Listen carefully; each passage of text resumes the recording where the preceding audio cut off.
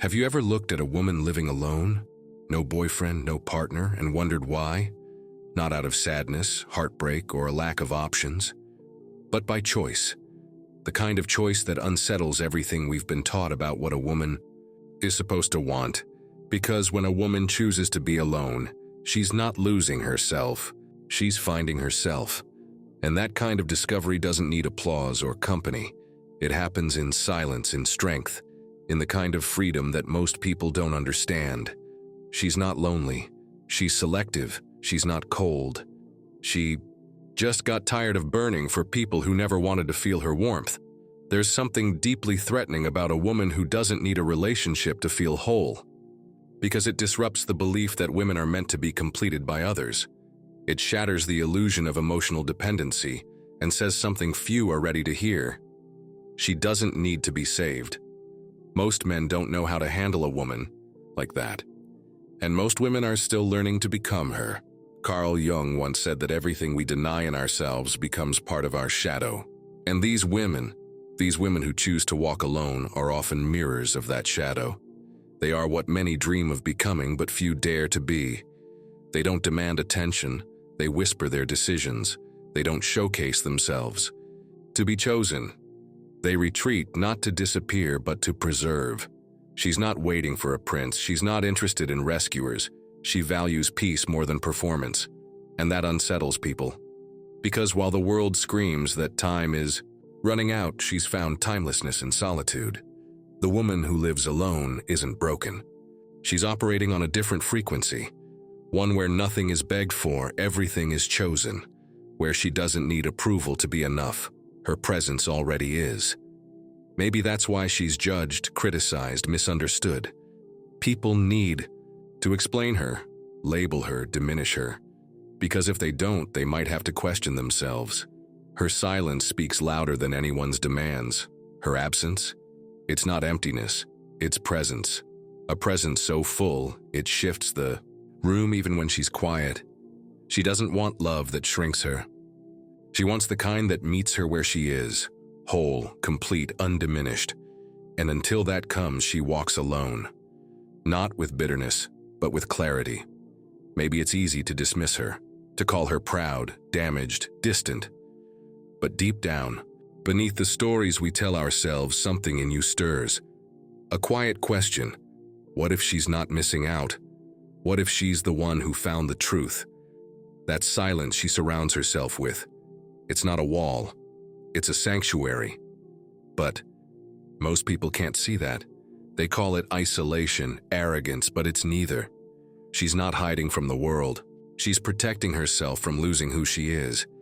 Jung also said that what we don't face within ourselves, we project onto others. And maybe that's why solitude makes people uncomfortable. Because when a woman chooses herself, it forces others to look at what they've been avoiding. While most chase validation through relationships, she turned inward, into the vastness of her own soul. And in that space, she met the parts of herself long buried: childhood pain, unspoken grief, patterns passed down through generations. Her solitude wasn't born from heartbreak, it was born from healing. She didn't give up on love. She gave up on what others called love, but only made her feel small. This is a woman who knows chaos. She's loved until she lost herself. She's poured herself into people who only took. She's begged for crumbs and convinced herself they were enough. But one day, the pain stopped numbing and started teaching. Now she doesn't settle for promises, she seeks presence. She's not hard to love, she's hard to fool. She doesn't want to be saved. She wants to be seen. And that scares people. She doesn't fall for charm. She sees through it. She's not impressed by gestures that lack soul. To be with her, you have to go deep, and most won't, not because she's too much, but because she's enough. And when a woman is enough by herself, she evokes two reactions: admiration and fear. Admiration from those also walking toward wholeness. Fear from those still depending on others to feel complete. She doesn't want to complete anyone. She wants to walk beside someone who's already whole. Until then, she waits, not in longing, but in loyalty to herself. She's not isolating. She's preserving. And that difference changes everything. This world still believes a woman is meant to be chosen, that a woman without a partner is somehow lacking. But convention has never served the woman who chooses truth. She's heard it. "Oh, you're too picky. You're too independent. Nobody's perfect." And she smiles. A soft, knowing smile, because what they call picky is what she calls standards. The bare minimum she took too long to realize she deserved. She's not searching for perfection. She's searching for maturity, for depth, for someone who's done the inner work just like her. That's not easy to find. And she's okay with that, because she would rather stand alone in truth than be held in a lie. Her life is not a protest. It's a declaration, a reminder that a woman can be enough, without applause, without permission, without a man. And maybe that's the most revolutionary thing of all. This woman, this fiercely independent soul, isn't trying to prove anything anymore. She's not looking over her shoulder to see if the world approves. She's no longer asking, "Am I enough?" Because she already knows. She knows what it's like to lose herself in someone else's chaos. She remembers the days when she confused being needed with being loved, when silence between two people felt heavier than solitude, when she traded pieces of herself just to keep someone close. But those days are gone. Now when she says no, it's not a test, it's truth. When she walks away, it's not drama, it's dignity. And when she chooses her own company over empty conversations and shallow connections, it's not arrogance, it's awareness. She doesn't crave attention, she values presence. She doesn't chase love, she attracts it by being deeply herself. There's power in her boundaries. Not the kind that pushes people away, but the kind that protects the sacred space she fought so hard to reclaim. Carl Jung once said that the tree that reaches to heaven must have roots that reach down to hell. And that's exactly what she's done. She descended into the darkest corners of her own story, faced pain passed down from generations of women who were told to settle, to serve, to shrink, and she said no. No to cycles of emotional dependence. No to relationships that required her to abandon herself. No to the idea that love should be earned by sacrificing who you are. She learned that healing isn't loud, it's quiet. It's in the decision to stay home when your soul says rest. It's in walking away when your spirit whispers, "This isn't right." It's in the clarity that comes not from certainty, but from surrender. That's what people don't understand. They see a woman alone and assume something's missing, but they don't see what's been found. The self-respect, the peace, the sacred stillness. They mistake contentment for coldness, discernment for pride, but that's because they haven't dared to sit in their own silence. This woman has. And in that silence, she met every part of herself, the light and the shadows. She stopped rejecting the parts that made others uncomfortable, her emotions, her ambition, her intuition. She brought them all home. Now she's no longer looking to be understood by everyone, just by the right ones, the ones who speak the language of depth, who don't fear her strength, who aren't intimidated by her independence, who understand that love isn't control, it's connection. Not ownership, but recognition. She doesn't want to dominate or be dominated. She wants to dance, side by side, soul by soul, and that, for many, is terrifying. Because most people still love from fear, from lack, from the belief that if someone doesn't fill the void, they'll fall apart. She knows better now. She's seen how easily love turns into possession, how quickly passion turns into performance, how often people give not to share, but to secure. So she's careful now, not guarded, clear. She opens, but not for promises wrapped in pretty words. She opens for presence, for energy that doesn't lie, for actions that match intentions. And when it's not there, she doesn't negotiate. She leaves, not with bitterness, but with grace. Because her love is no longer a currency she uses to buy affection. It's a gift, one she gives only where it can be honored. This woman who lives alone, who walks alone, who chooses alone, she hasn't given up on love. She's redefined it. It's not about completion. It's about expansion. It's not about finding someone to fix her. It's about meeting someone who has fixed themselves. She longs for a love that feels like freedom, that lets her be all that. She is soft and fierce, quiet and loud, light and storm, because she's done pretending she's only one thing. She's everything, and she won't dim that anymore. The world might still call her difficult, intense, too much, but she knows better. She knows that these are the words used when someone's presence disrupts the script. When a woman stops playing the role and starts writing her own lines, she's not here to fit. She's here to expand, not to beg, to choose, not to perform. To be in being, that sacred sovereign state, is her quiet revolution. She didn't get here overnight.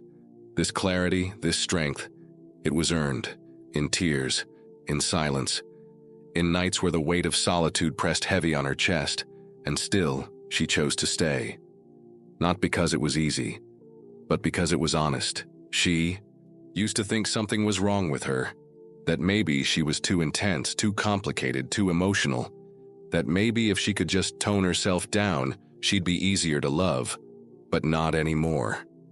Now she knows the problem was never her depth. It was that most people were only swimming on the surface. She's done diluting herself to fit into shallow spaces, because she realized that love, real love, doesn't ask you to erase yourself. It invites you to be more of who you are. It expands you, it liberates. And until she finds that, she'd rather walk alone. That's the part that terrifies people. That she's okay on her own. That she isn't desperate, isn't clinging, isn't performing for affection. Her independence doesn't come from pride. It comes from pain transformed into power. She has learned to nourish herself, to sit with her own discomfort, to face the echoes of abandonment without letting them define her. And in doing so, she became dangerous. Not because she threatens others, but because she no longer needs them. She's not unreachable. She's just no longer willing to abandon herself to be close to someone else. That kind of woman changes the room without speaking. She doesn't have to raise her voice. Her presence is enough, because it's grounded, rooted, whole. Carl Jung said that those who look outside dream, but those who look inside awaken. And that's exactly what she did. She awakened. She stripped away the illusions, the stories, the roles. And in the raw, quiet aftermath, she met herself, not the version molded by others, but the one she had buried to survive. Now she lives by a different rhythm, slower, deeper, truer. She doesn't rush to respond. She listens, she feels. She notices what most people miss, the energy behind the words, the fear behind the smile, the truth hidden in silence. Her intuition is her compass, her boundaries, her protection, and her solitude, a sacred container where she continues to unfold. People try to label her cold, aloof, elitist, but that's because they can't place her in a box. She doesn't exist to be categorized. She exists to be fully, fiercely, unapologetically. She wants love. Yes, but not at the cost of herself.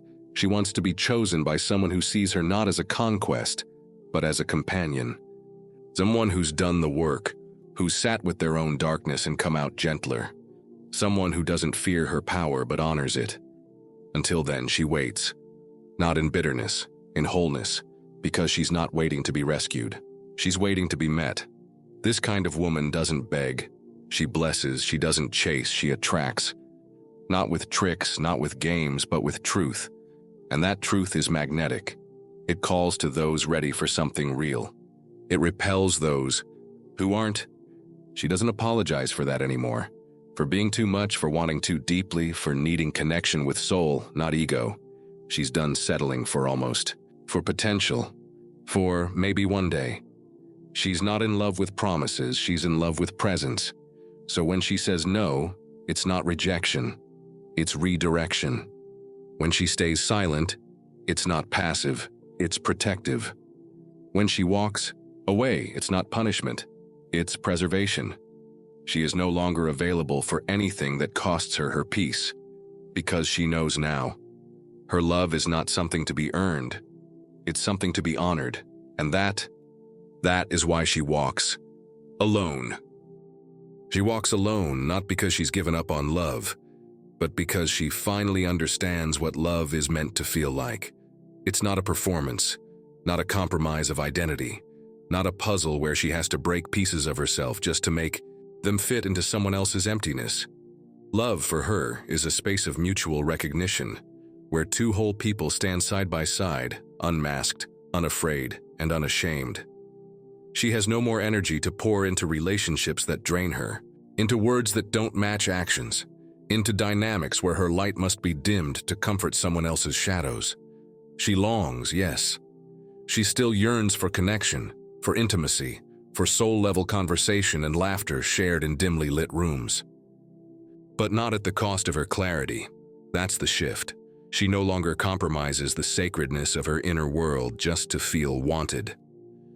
Carl Jung said that everything we face within eventually becomes our destiny. And she's living proof of that. She faced the loneliness. She faced the doubts. She faced the fear of being unloved, unchosen, unseen. And on the other side of that pain, she found peace. Not because someone finally loved her right, but because she learned to love herself without condition. Now the world can't threaten her with loneliness, because she's discovered the fullness of her own company, the quiet joy of her rituals, the way her spirit expands when she's not being edited or explained away. She's not angry. She's not closed. She's just careful now because she's seen what happens when love is mistaken for approval, when affection is used as currency, when presence is transactional. She's lived through all of that, and she's done with it. She's not seeking perfection. She's seeking authenticity, depth, a connection that doesn't flinch at her strength or falter at her softness. And if that love never arrives, she will still be whole, still radiant, still profoundly enough, because this woman has rewritten the story.